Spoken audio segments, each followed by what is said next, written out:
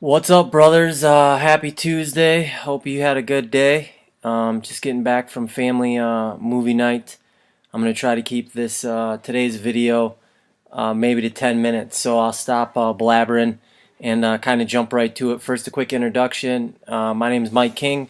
This is Mike, your mentor.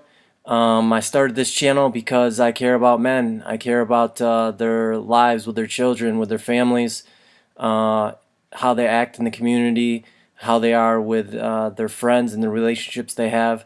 The main reason why is because I grew up without a father, and there was lots of wounds and lots of holes in my life that I had to fill, and obstacles I had to overcome. And looking back, one of the ways that made a big difference in my life was the mentors that I had. Um, a lot of mentors, a lot of guys that I watched and modeled, and watched how they not only walked, but the way they treated others, and the way they interacted with their family made a huge difference in my life, and is one of the main reasons I'm where I am today. So I want to give back. So today is Tuesday Thoughts. I had something down on paper, but I'm not going to talk about that. I actually want to talk about something else that kind of touched my heart tonight. And so for family movie night last week, we went and we saw Ralph Breaks the Internet. So this week I told my wife, you know, it was Ralph Breaks the Internet. The week before that, I think we saw The Grinch for like the second or third time.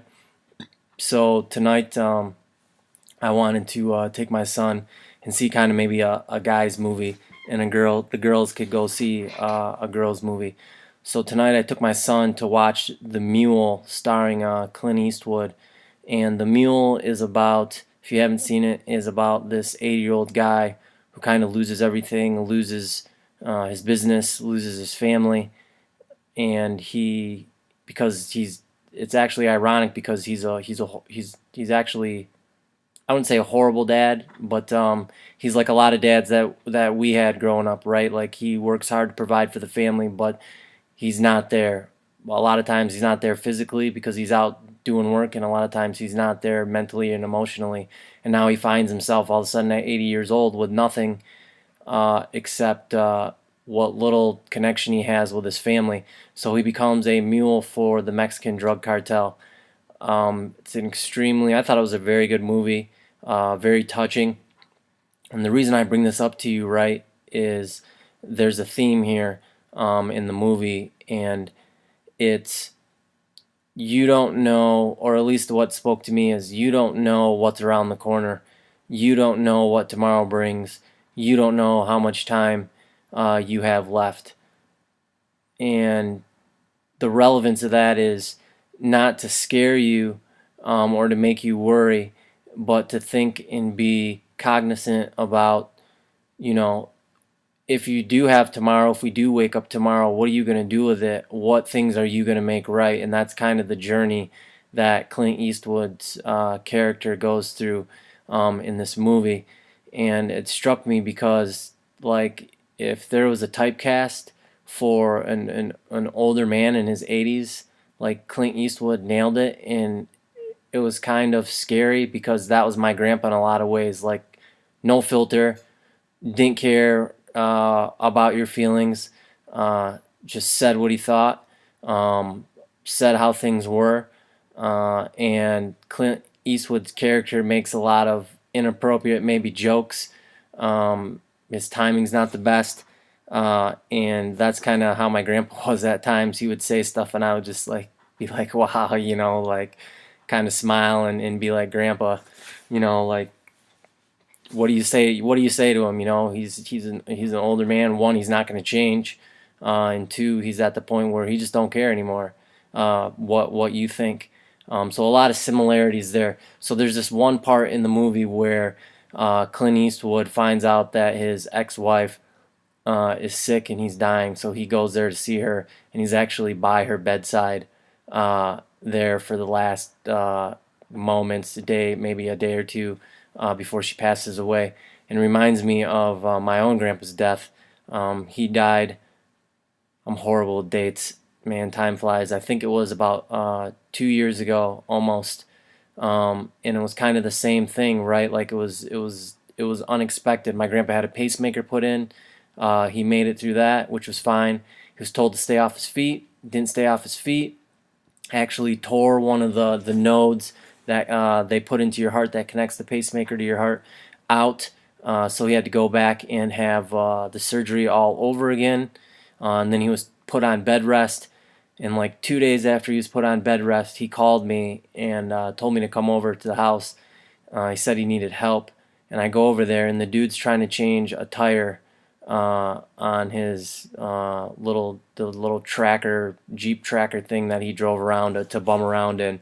And I'm like, Grandpa, what are you doing? You're supposed to be on bed rest. And he's like, don't tell me what to do, and you know, just give me a hand with this and lift this tire up so I can tighten down the lug nuts and stuff. And he was just kind of stubborn sometimes, and he was going to live life on his own terms. Well, because he did that, he ended up getting sick from that, and ended up suddenly kind of in the hospital. And I don't remember. I just remember that things were starting to look up. Maybe he was going to get released, and all of a sudden things got really bad, and he got a serious infection. And next thing I knew, my uncle was calling me, and he told me I live about like a mile from my grandparents. He told me to go to grandma's house and get grandma and bring her to the hospital immediately. The doctors don't know how much longer my grandpa had to live. So that was actually the first person that I was next to and physically there when they actually passed away. I mean, like in the room. And it was crazy, I guess, maybe is the word that comes to mind.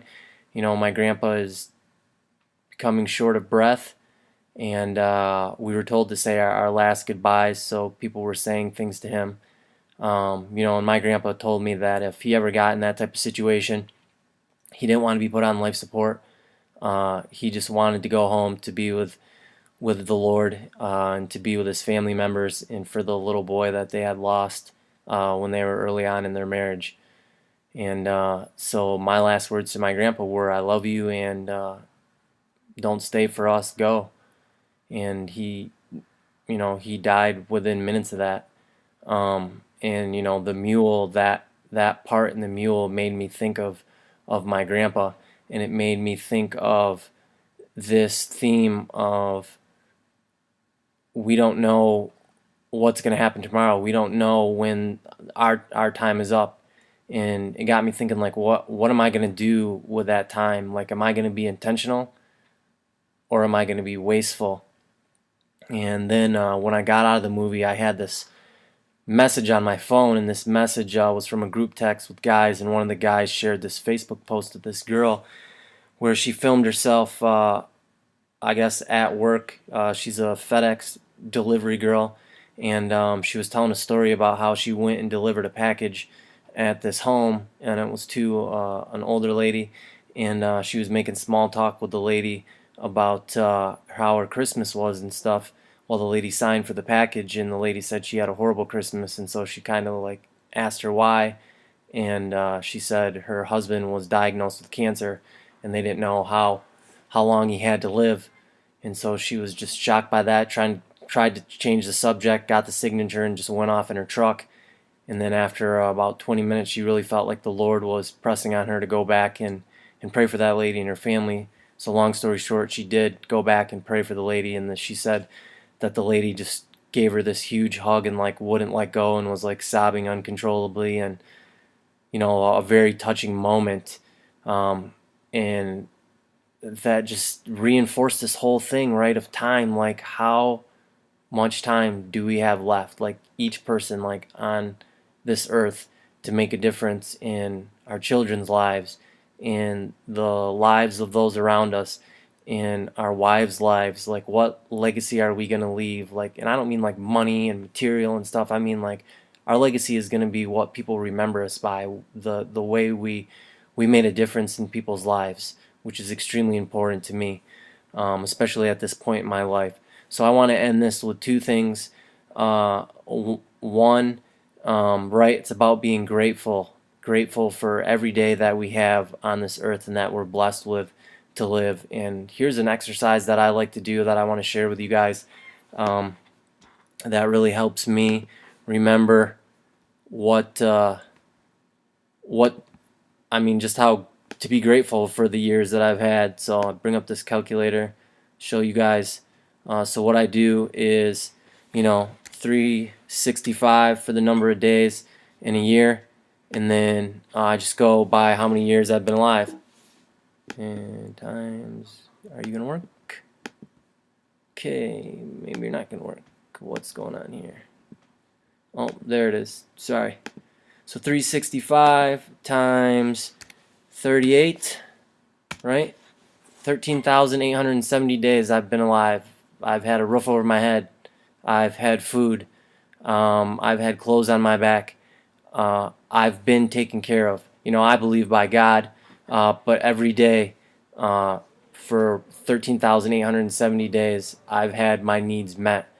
And that just says to me how incredibly fortunate I am, especially being a male, maybe a male of color, to make it past even the age of 18 here, 20 or 12 years, 20, I can't do the math tonight, my brain's fried, but all those years later. So you get the point, right? So I'd encourage you to get a calculator out if you need a little reminder on gratitude, and type in the number of years you've been alive, times that by the number of days, and take a look at that number, right?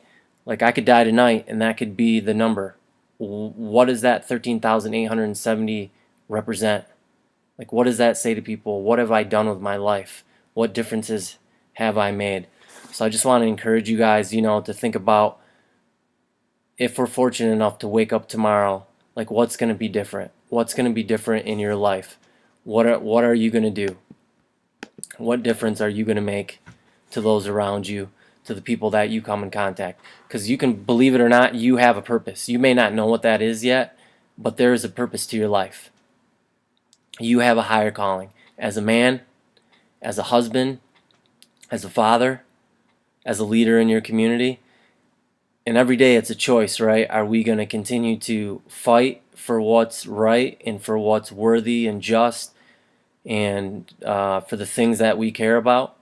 Or are we going to accept passivity and take a back seat, right? That was like 37 years of my life, I guess, somewhat passive, until I got pushed to the point where the lion inside of me would come out, and which would be kind of scary. But for the most part, I would defer a lot of things, right? The passivity is easy. It sets in real simple. So that's my challenge to you guys.